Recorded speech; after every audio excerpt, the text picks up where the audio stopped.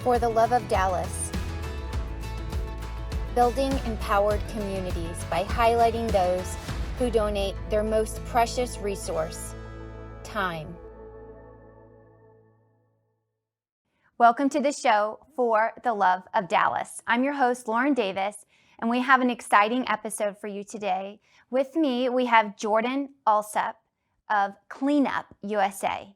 Jordan, thanks. Welcome to the show. Thank you so much for having me. What a blessing to be here. It is.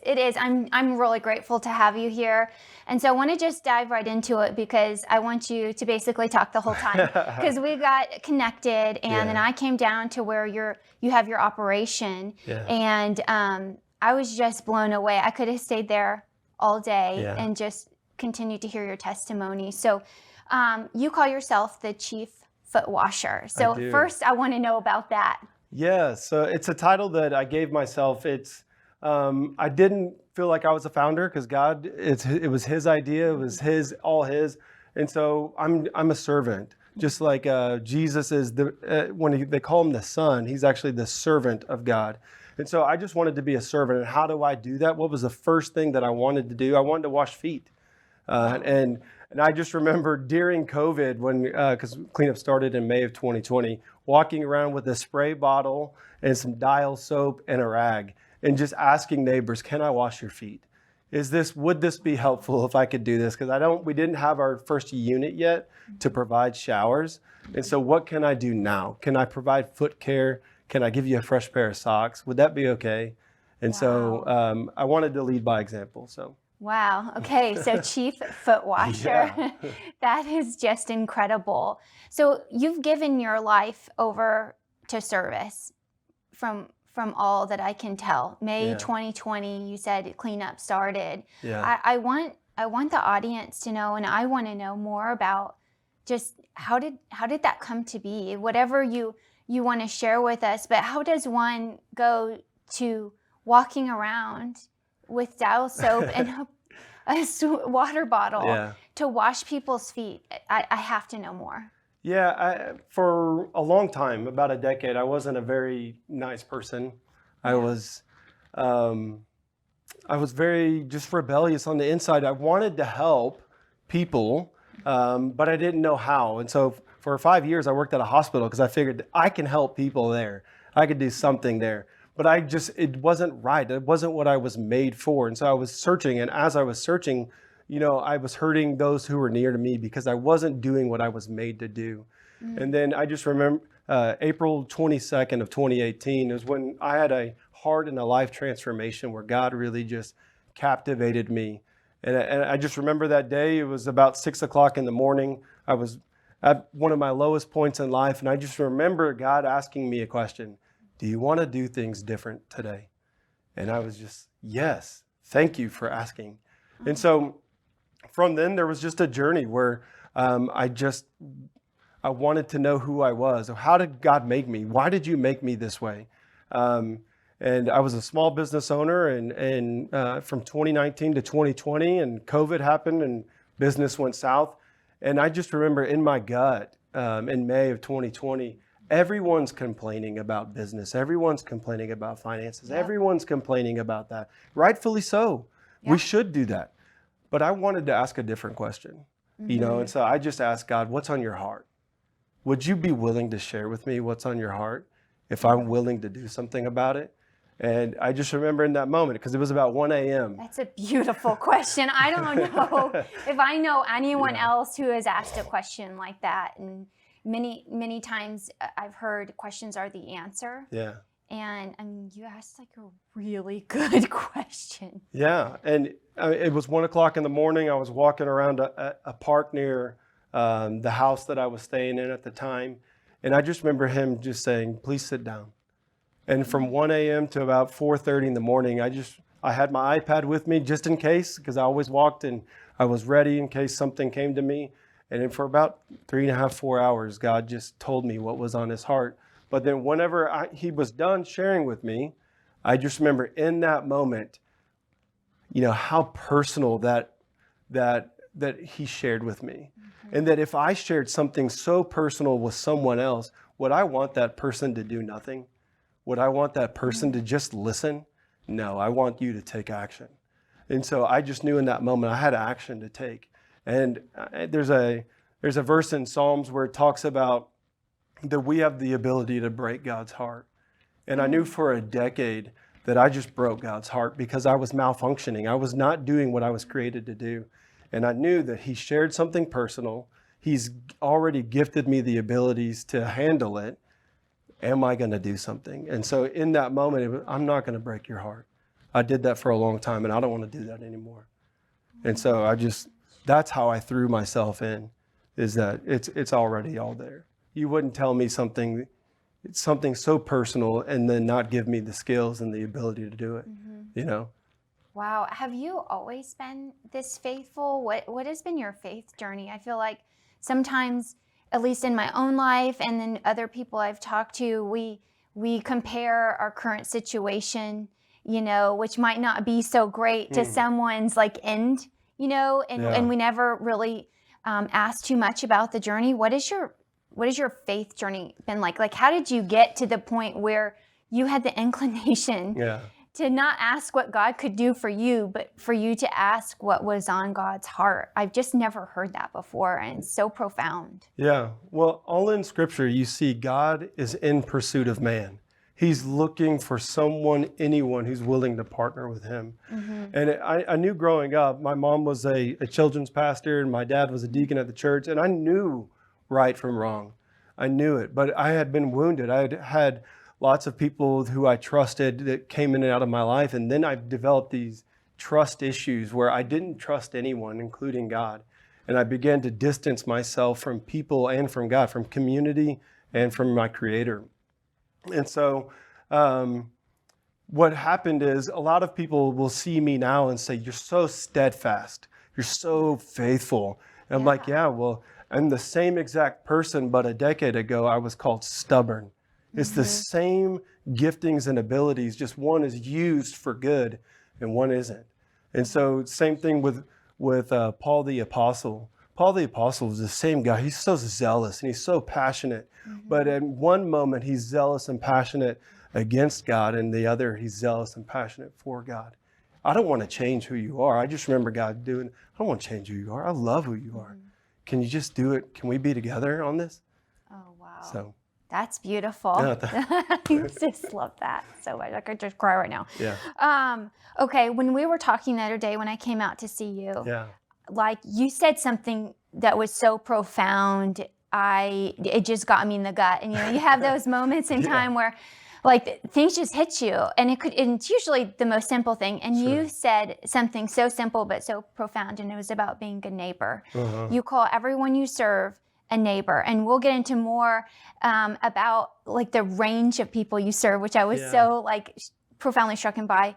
But to be a neighbor, you said very specifically, it's not just being a good neighbor, but you have to give and receive. Yeah. And so I'm not even going to say anything else and be quiet. I want you to try and take us back to that conversation, because I just have to know more, and I want all of our audience to know more. For sure. So the thing about, there's a parable in Scripture where an attorney basically comes to Jesus and he asks him, "What does it take?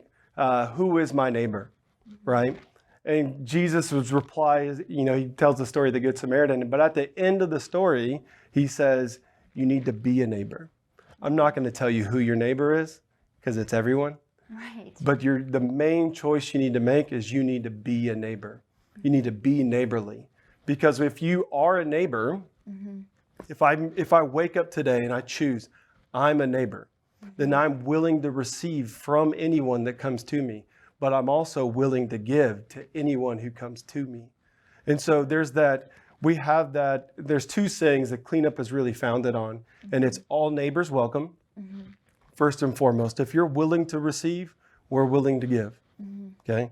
But the second one is you need to choose to be a neighbor. Everyone, because you need to choose to receive. We're all made to receive. God is the eternal bestower. And so he's made everything and everyone to receive. From a deer that's eating the grass that he gave, from a human that receives sunlight, vitamin D, we're all made to receive. But we're also made in his image, so we're made to give. And so that's where not only do we need to receive and choose to be neighborly, receive from those around you. Receive. You gifted me this opportunity to be here. I need to receive this. But I also need to be a neighbor back and give back. Gosh, it's so beautiful. I think of all the times where I personally have a hard time receiving, and I'm like, what do I need to think about and ask God about on the receiving? I think that's why it struck me so intensely, is because I've never really thought about if I'm a good neighbor or not. And I would probably say, sure, I would do anything for you, but would I receive anything? Do I sometimes think, oh, I've got it all figured out. Right. I don't need anything. To not need can keep you from being a neighbor. Totally true. And receiving from people from all walks of life too, and believing that you have something to receive from anybody, whether it be our homeless, neighbors on the street, to someone who appears to have it all together. And I say appears because we all know we don't always know what's on the inside of someone's heart or happening in their life, but to be able to receive, like, that is just such a profound concept, and I think it's overlooked. I really do. Yes, for sure. And just to really hammer it home, if you're only looking for neighbors, then you're only going to look down. You're only going to look down. But if you're choosing to be a neighbor, then you're willing to look up, because somebody's going to bring down to you. So there's always this link up and down. And so what happens is if we get it all the time. Jordan, who does cleanup serve? We serve neighbors. Oh, so you serve, the poor? You serve homeless? Well, of course we do. But I'll serve you if you get in line. Whoever's asking me the question. Will you get in line? Yeah, will you get in line? Are you willing to receive? Then I'll serve you too. It doesn't matter to me, And the fact is part of what cleanup does is, yes, we love serving and we want to serve anywhere and everywhere, but we really want to shatter what it is, the need and desire to receive and what that looks like, And part of that is choosing to be a neighbor. When I make a decision today, I'm a neighbor. Whatever comes my way, I'm willing to receive it. Then I'm willing to look up and realize I'm below someone. Yeah. But if I'm only looking to be neighborly, then I'm always looking down. You're always above. Yeah, that is, I just love that. And I think, our show is very specific to Dallas for the love of Dallas. Yeah. And there's a lot of wonderful things in Dallas, and there's a lot of problems in Dallas. There's a massive amount of suffering in Dallas. Obviously, you see that on a day-to-day basis and across the whole Metroplex. And I think, if Dallas could become like the neighborliest city and county in the world, like, we would ultimately be the best city on the planet. Because I hear stories, I've seen things, and people feel divided. And if the CEO can get in line for a haircut at the cleanup bus with the homeless neighbor, that's when we've won. Yes. When we are in harmony, giving and receiving at all levels of where people are at in life, all at one time. Yeah, for sure. I think Dallas has the potential to do that. I mean, this show is interviewing people who have given their life to service, donating their time. We don't say volunteer anymore because we want to elevate the idea of giving your time. You're shattering what it means to give and receive.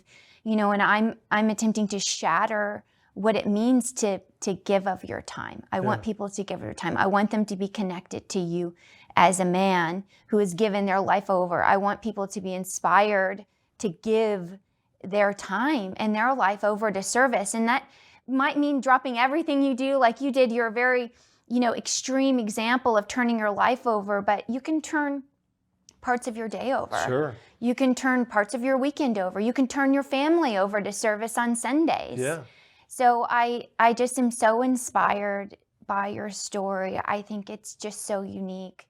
That question of what is on God's heart. I think that is like the most tender, beautiful question I think I've ever heard in my life. Thank you. So I'm just so excited to know you, and this part is just all about you. And so is there anything else that you feel like is part of your story that you want people to know about you?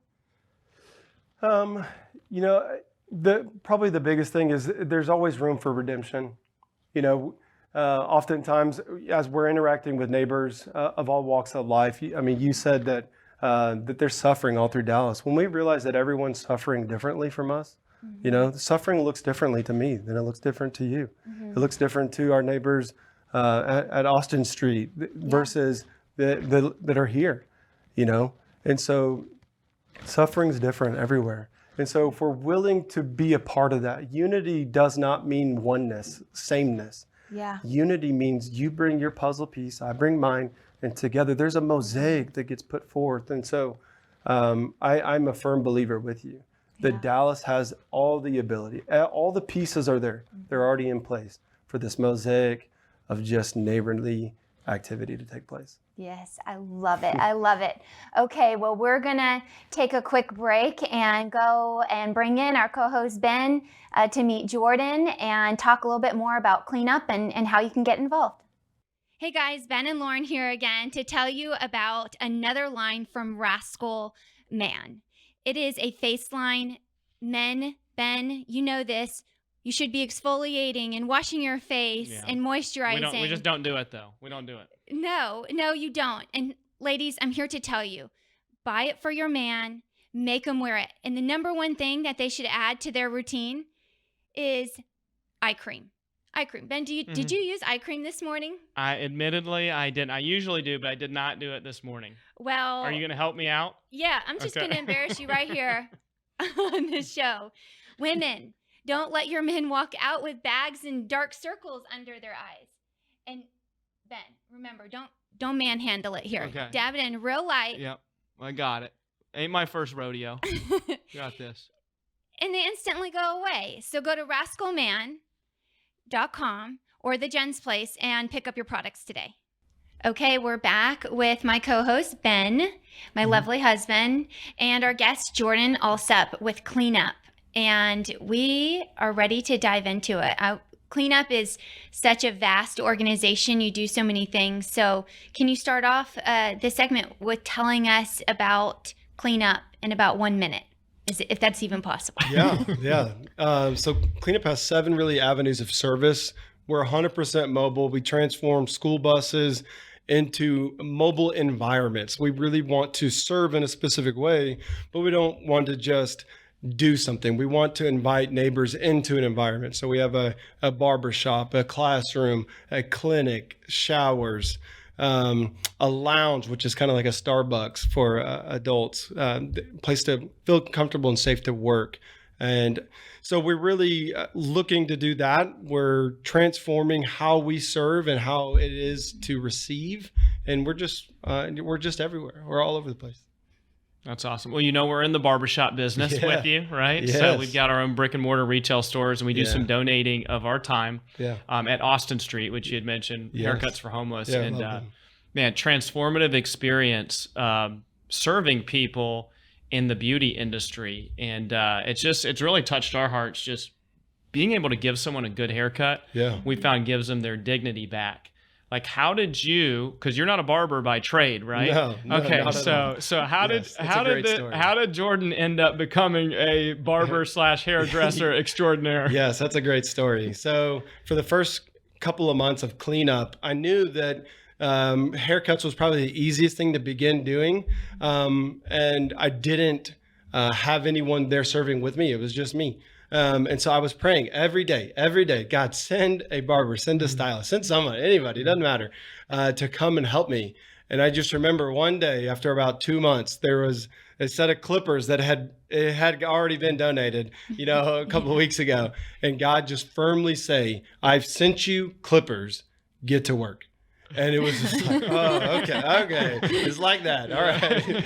And so even still, when I go out and serve, it's just, I know that this is what I can do. I would love for individuals to come join, but I'm only in charge of me. And so as long as I go, then others are going to be willing to go. Mm-hmm. Oh, it's awesome. That's so funny. You know what? God hasn't delivered any clippers to our house. No, so you're safe. I'm a little concerned that might happen to me. You just maybe pray a different prayer. That is just that's incredible. Your ability and inclination to take action is quite extraordinary. I'm sure at times you probably don't feel that way, but I'm telling you from the outside, it's extraordinary to see you take so much action and to be so concerned and responsible with yourself and what you have to give. I feel like sometimes, you know, in our worlds and in Dallas, we're always looking around, you do this, you do that, or what can the government do for me? Like, what can everyone else do for me? And you are on this mission with cleanup to do what you can do. And you just commit to doing it your best. Yes. Like, that's extraordinary. Yeah. And I love whenever cleanup is serving, you know, and so we'll have our barbershop bus. And again, it's a wonderful experience, you know, but when you're in the barbershop bus, every now and then you'll get a question like, hey, can you get me off the street? And I'm like, what I can do today is give you a haircut. Yeah. That's what I'm capable of doing today. This is the ability and what I have to give you now. Do you want to receive that? If so, then yes, then wonderful. We have a partnership. If not, then I can't give you that because that's not my role in this doing good and being a neighbor. That's not my role. This is what I can do. Wow, that's really profound. So I've done some work within the homeless community in an outreach capacity along with our ministry that we do with our partners. And I found, you know, I don't know if everyone's going to agree with this statement, but this is my observation within trying to solve this homeless issue, we'll call it. Sure. And we're talking about working with humans. Sure. They're coming from all walks of life. And they might come to you and say, like, as you've said, well, I want off the street. And you're like, I have a haircut to give. Yeah. Are you willing to receive? And I think restoring that light, knowing our lane with solving the problem, because we cannot be everything to everyone. And the more we try to be everything to everyone, we will fail and water down the mission that God has given us. And I see, you know, our city government coming in, trying to solve all the problems. I see certain organizations trying to solve all the problem. And I just wonder if everybody knew their lane like you did, would the problem get solved by our collective actions? Yeah. I just wonder sometimes. I mean, we have to know our lane and be good at that and do our best. Well, so on that note too, every organization's got priorities. Yeah. I don't know if you're trying to do a certain number of haircuts a year, if you're getting more, you know, buses that you're trying to convert. Yeah. But in terms of staying in your lane, sounds like you know what the mission that you're on, what God has called you to do. Sure. Like over the next 12 months, what are you focused on doing?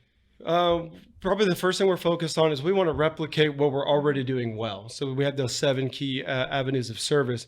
We want to replicate because, again, right now we have one barbershop bus, and we would love to have more than one, so that way we can serve, you know, different parts of the community at the same time, and we don't have to just come by once a month to this area because that's we get so many requests, you know, that we schedule 120 days out right now where we serve. So today, where we're going to be at in downtown Dallas, we scheduled 120 days ago. Wow. Because we have so many requests. So we would love to replicate. That's first and foremost. What we're already doing well, we've tried and proven, built relationships. Can we just come around more often? You know, I would love that. The second thing is we are penetrating into the education. So Cleanup started the Cleanup Academy, kind of out of the thin air. It felt like in January, where we partnered with some local charter schools where they are gifting Cleanup their online curriculum so that we can provide free education from kindergarten to 12th grade up to the age of 52, right? And so there's a huge need everywhere for that, but there's a specific environment that we want to get to. That's a way bigger topic than what we have here for today to discuss, but every county has an area with children that are not being served and they're not going to class. And we not only want to change that, we want to bring a classroom environment there. And so there's 100 classrooms that it's our goal to not only receive the resources for, but to make and produce this year so that these children that are about 12 to 18 can now receive their education. Is that so they would be physically going to your unit, your bus, to receive that education? Is that how that would work? Yeah, so these individual classrooms would be designated for an area. So Monday through Friday, these specific children, which are termed royalty kids, they're in the foster system, that have been pulled out and now are in a hotel system, basically just sitting, waiting to age out, and not go into class. We want to take a classroom and say, you're not only going to get the best education that you can get, we're going to bring it to you in an environment that's conducive and loving and caring, that says you're more than enough, you know, and that we want to kickstart you. We want to transform whatever's been done in the past. That's amazing. Wow. And they'll get a haircut too. Yeah, whatever. Yeah, Whatever they need. what else you need? Yeah. I was really struck when we had this conversation when we met out at your facility, that these children Yeah. are essentially sort of lost in the system. I mean, Yeah. they don't have a home. They're in a group situation in hotels Yeah.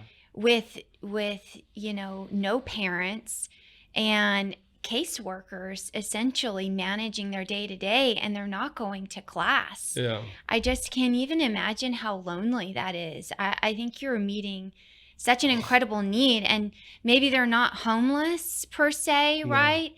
But they're the ones that age out and are at very high risk Yes. of being trafficked or becoming homeless on the street. Yeah. So you're really meeting a need to help prevent further need of your services. Yeah.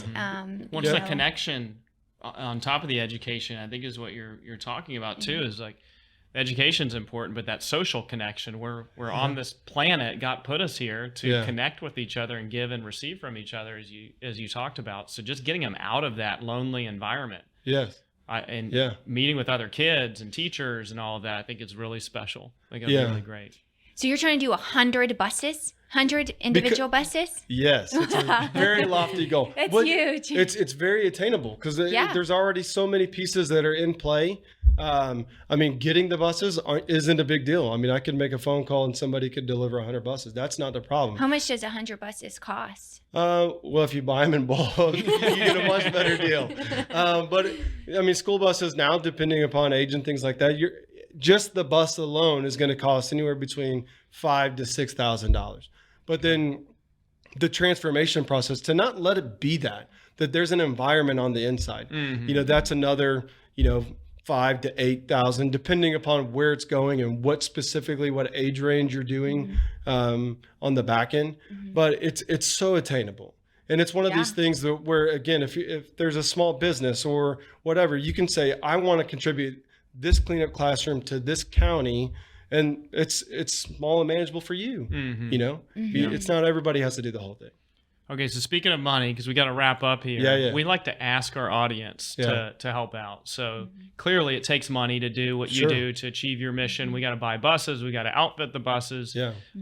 We encourage our audience to donate time. That's where everybody here, we want you coming out to serve, because that's one thing we all have an equal amount of is time. Totally. Can you talk a little bit more about what volunteers you need, when you need them, what they would be doing if we're asking our audience to go out there and serve the community with you? Yeah, so we ask cleanup volunteers to serve 6 times a year.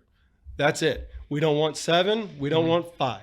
If you can find a way to serve 6 times in a calendar year, shove them all into 1 month, do them during the summer, whatever's easier for you, 6 times. Now, a volunteer event generally lasts 90 minutes to about 3 hours, depending upon if we're at a facility or if we're doing more of a strategic outreach. So it's not that long a time frame. We put our calendar out a month in advance.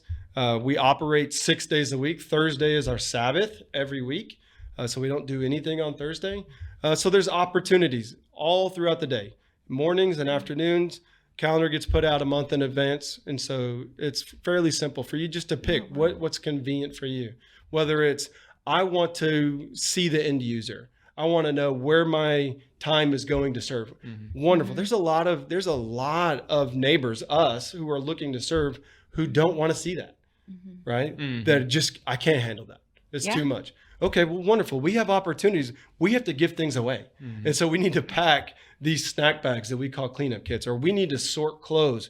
Every week we have sorting clothes events. where all we do is we sort men's to women's, and then from size small to 5X, put them in bags. That way, when the closet is ready, we can just grab a bag. Oh, we need a bag of men's large. Well, you go grab a men's large and put hangers on it. There you go. So there's lots of things to do. Wow. That's fantastic. I think that's so great, because sometimes I remember when I was first volunteering within the homeless community, I was really uncomfortable, and now I'm 5 years into it, and I feel part of the community now, and I think about that, I reflect on that and go, gosh, you know, it's taken a long time, but I've come so far. I used to be so nervous. What do you say to people in this situation? Or you feel guilty about where you're at in life, and then maybe feel like, you know, you can't deserve. So I am just so encouraged and so excited about just your overall underlying mission of being a neighbor. I really think Dallas has it in her to be the best neighbor in the whole United States. And I think you're going to be the catalyst of that.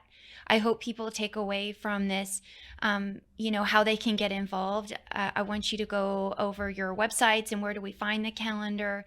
But I want people to leave this saying, am I a neighbor? Am I a full neighbor? Not just a neighbor to someone else. Am I a full neighbor? Am I receiving from my community?